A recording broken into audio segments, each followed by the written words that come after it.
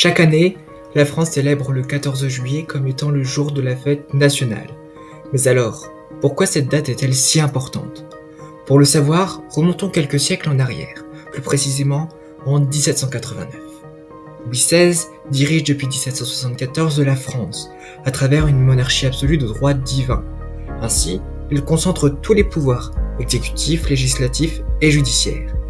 La société d'ordre est divisée en trois, avec à la base de la pyramide le tiers-état, composé de paysans, d'ouvriers et de bourgeois, représentant entre 96 et 97% de la population. Et au sommet de cette même pyramide, la noblesse, exerçant une fonction militaire, et le clergé, qui lui a une fonction religieuse. Ces derniers ont une dominance sur le tiers-état.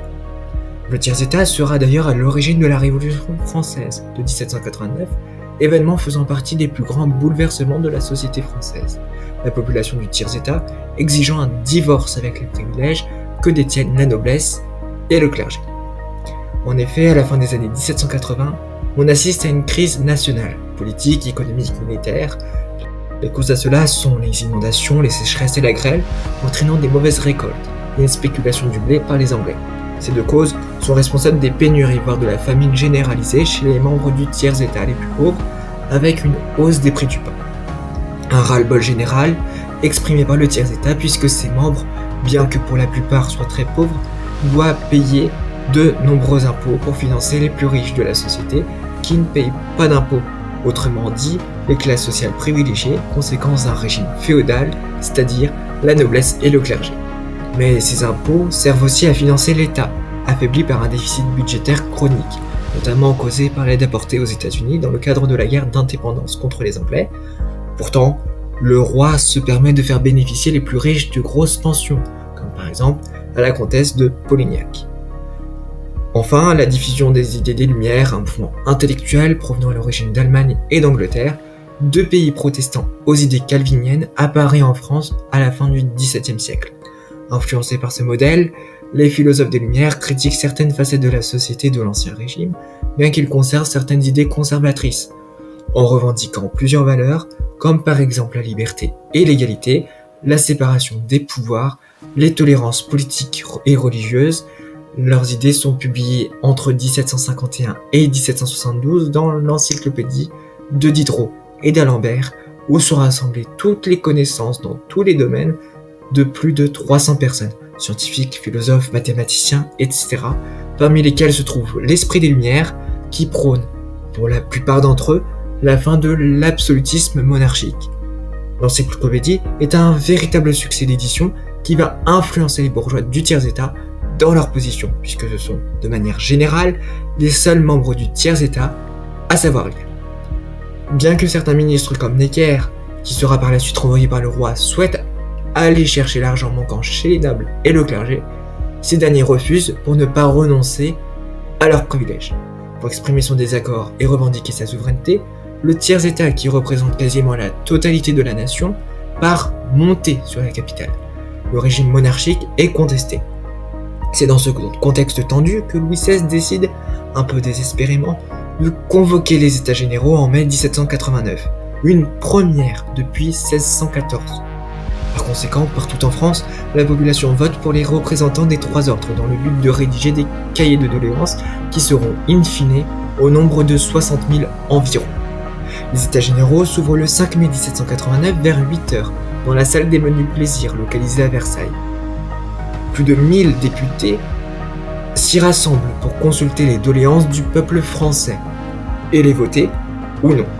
Le problème est que le roi n'a toujours pas tranché quant au pouvoir des députés, à savoir si l'on procède par un vote par ordre souhaité par le clergé et la noblesse, car minoritaire en nombre de députés, ou par tête, scrutin revendiqué par le tiers-état, car majoritaire en nombre de députés. Pendant plus d'un mois, la situation stagne. Cela va conduire à ce que le 10 juin, les députés du tiers-état décident de procéder seuls aux vérifications. Quelques députés du bas clergé, principalement des curés des paroisses, les rejoignent. Et le 17 juin, le tiers se proclame Assemblée nationale. Les députés du tiers-état déclarent désormais qu'ils ne pourraient avoir d'autres impôts que ceux qu'il aurait autorisés. Cela contrarie le roi qui riposte le 20 juin 1789 en faisant garder par des soldats l'entrée de la salle des menus plaisirs.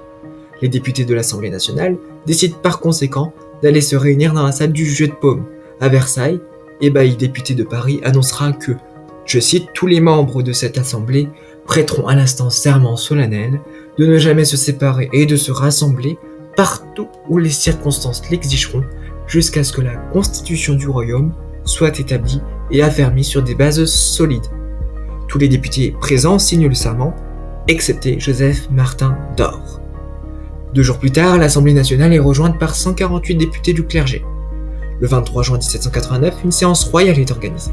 Le roi veut marquer un coup d'arrêt en demandant aux députés de se disperser. Par conséquent, après la résistance des députés, le roi cède. Sous la pression, le roi est contraint, le 27 juin, d'ordonner aux députés de la noblesse et du clergé de rejoindre l'Assemblée nationale, qui rassemble dorénavant les 3 ordres, et se proclamera le 9 juillet, Assemblée nationale constituante.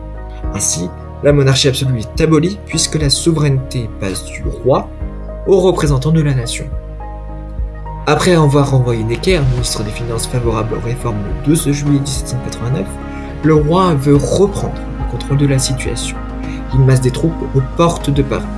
Ainsi, le 14 juillet, 30 000 hommes sont mobilisés près de Paris et de Versailles sur l'ordre du roi, qui craint les débordements.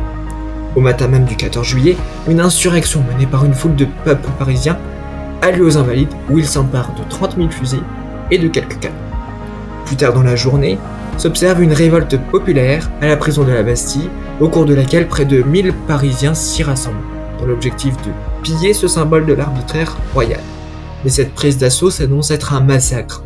Launay, gouverneur de la Bastille depuis 1776, fait faire tirer sur la foule, conduisant à une centaine de morts côté révolutionnaire. Après 4 heures de combat intense et rude, la forteresse tombe aux mains des assaillants, qui en profitent pour décapiter le gouverneur, entre autres, dérober de la poudre à canon et libérer des prisonniers, victimes du despotisme qui s'y trouve. 4 faussaires, 2 fous et un sadique. Au soir du 14 juillet 1789, Paris a une municipalité insurrectionnelle et les émeutiers se constituent une milice, appelée Garde nationale. De par leur reconnaissance par le roi, de nombreuses autres villes, telles que Marseille et Bordeaux, se dotent à leur tour d'une commune et d'une milice. Après la Grande Peur, les députés mettent fin à la société d'ordre, et donc à l'Ancien Régime.